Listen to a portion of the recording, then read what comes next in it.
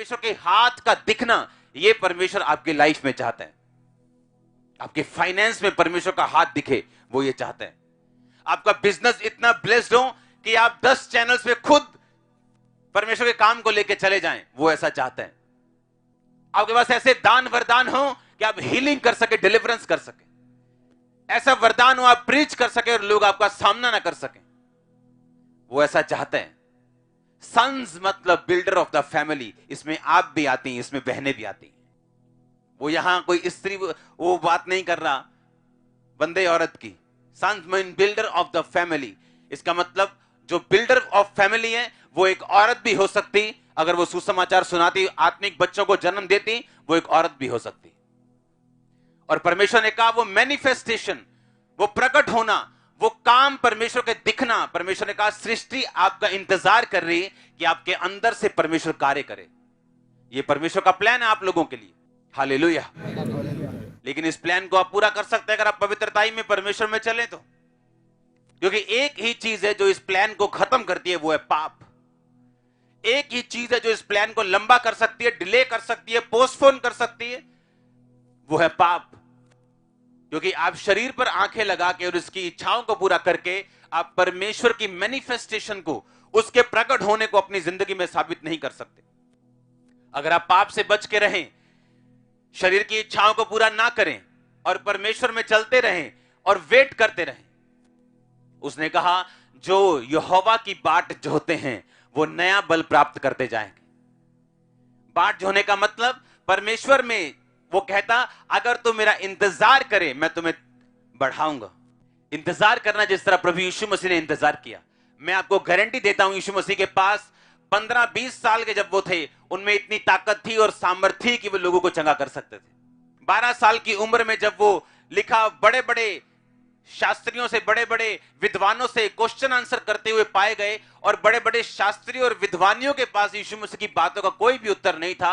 लेकिन बाइबल कहती फिर भी उस 12 साल से लेकर 30 साल तक, यानी 18 साल तक वो अपने माता पिता के वश में रहा, कारपेंटर का काम करता रहा और उन्हीं के साथ रहा। अगर प्रभु यीशु मसीह प्रोसेस के ऊपर, वेट के ऊपर, इंतजार के ऊपर इतना भरोसा रखते थे और उन्हें मालूम था कि जो काम यहोवा ने मुझे करने के लिए भेजा उसके लिए मुझे प्रोसेस से निकलना पड़ेगा, और आज एक क्रिश्चियन कैसे ये सोच सकता है कि बिना इस इंतजार के, बिना इस तैयारी के वो परमेश्वर के काम कर पाएगा? इस इंतजार में आप क्या करेंगे? आप प्रेयर करेंगे। इंतजार में आप क्या करेंगे? आप फास्टिंग करेंगे। इंतजार में आप क्या करेंगे? आप सचमुच का इंतजार करेंगे, धीरज रखेंगे।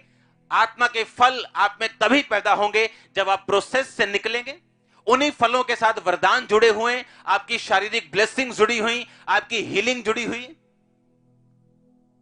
जब पौलुस जेल में गया तो कोई जेल में जाके प्रचार कर सकता है कि बाहर निकल के कर सकता है?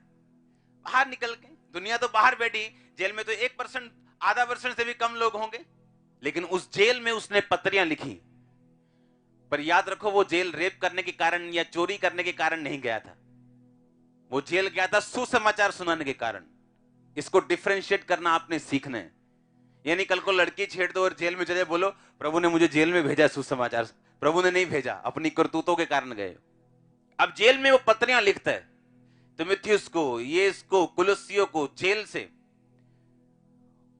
और वो पत्रियां आज तक पढ़कर हम ब्लेस्ड हो रहे हैं। पतरस की पत्रियां आप नहीं पढ़ते हो, कितनी है उसकी? पहला पतरस, बस खत्म। पर पौलुस की पत्रियां इतनी हैं कि आप पढ़ के पूरी कलीसिया को चला सकते हो, लाइफ को चला सकते हो।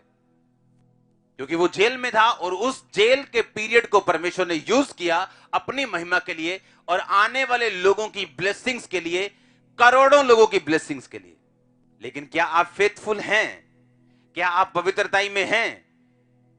तो वो आपकी लाइफ में आई गई हर घटना को अपनी महिमा के रूप में ब्लास्ट तरीके से यूज करेगा, बॉम्ब की तरह यूज करेगा वो। हालेलुया।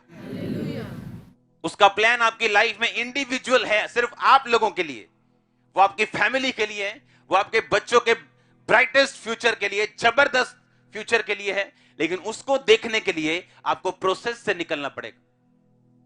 उस प्रोसेस में, उस तैयारी में आपको प्रार्थना करनी होगी, इंतजार करना होगा, धीरज रखना होगा, संयम रखना होगा। निराशा में भी आप क्या सोचते, क्या करते, क्या बोलते, परमेश्वर सब चीजों का ध्यान रखेगा। और उसके बाद रिजल्ट की बारी होगी। ऐसे कैप लगा के आप सल्यूट मारेंगे और खड़े होंगे अपनी डिग्री के साथ, मुझे ऐसा दिख रहा है।